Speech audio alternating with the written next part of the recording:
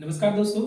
क्या आपने कभी इस बात को नोटिस किया है कि आपने अभी तक जितने भी गाड़ियों को देखा है, साइकिल, मोटरसाइकिल, स्कॉर्पियो, टोटो, ई रिक्शा, टेम्पो, बस, चाहे जो भी गाड़ियां देखी हो, सभी आपको अलग अलग रंगों में देखने को मिल जाएंगे। लेकिन उसके नीचे का जो टायर होता है वो काले ही क्यों होते हैं? उसमें वेराइटी क्यों नहीं होता है? लोग उसमें वेराइटी क्यों नहीं खोजता है?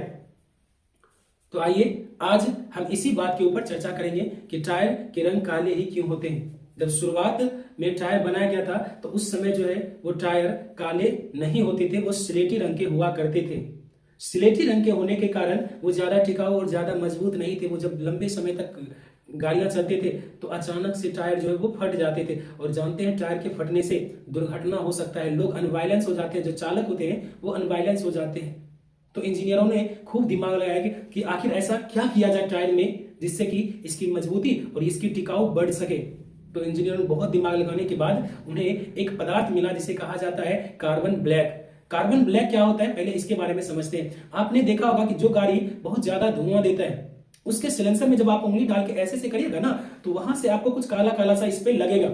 वही जो है कार्बन ब्लैक होता है। आपके घरों में जो मम्मी लोग जो चूल्हे पे खाना बनाती है, जो लकड़ी से खाना बनाती है, उसमें जो धुआं के कारण जो तावा के नीचे जो पेंदी में काला काला लग जाता है वही होता है कार्बन ब्लैक। उसी कार्बन ब्लैक को रबर के साथ जब मिलाकर टायर को बनाया गया तो इससे जो है टायर की मजबूती बढ़ी। मजबूती बढ़ने का कारण यह है कि काला रंग जो है वो उष्मा का अवशोषक होता है। अवशोषक का मतलब होता है वो अच्छे तरीके से सोख लेता है, बहुत जल्दी जब गाड़ी बहुत ज्यादा देर तक चलता है तो चलने के बाद जो टायर है ना वो गर्म हो जाता है। तो ये कार्बन ब्लैक के मिलाने की वजह से गर्म होने के बाद जो है वो टायर अपने आप फैलता है, और फैलने की वजह से वो क्या होता है, वो जल्दी फटता नहीं है। आप इस बात को ऐसे समझ लीजिए। मान लीजिए ये देखिए मेरे हाथ में ये सूखा हुआ लकड़ी है, इसको हम जब इस तरीके से मोड़ेंगे तो ये टूट जाएगा। इस तरह से देखिए टूट गया। लेकिन अगर यही रबर का बना होता, इसको अगर हम ऐसे करके क्या करते, मोड़ते, तब भी वो नहीं टूटता। उसको ऐसे करके खींचते, एक लिमिट में अगर इसको हम खींचते तब भी, ये रबर का अगर बना होता तब भी ये नहीं टूटता।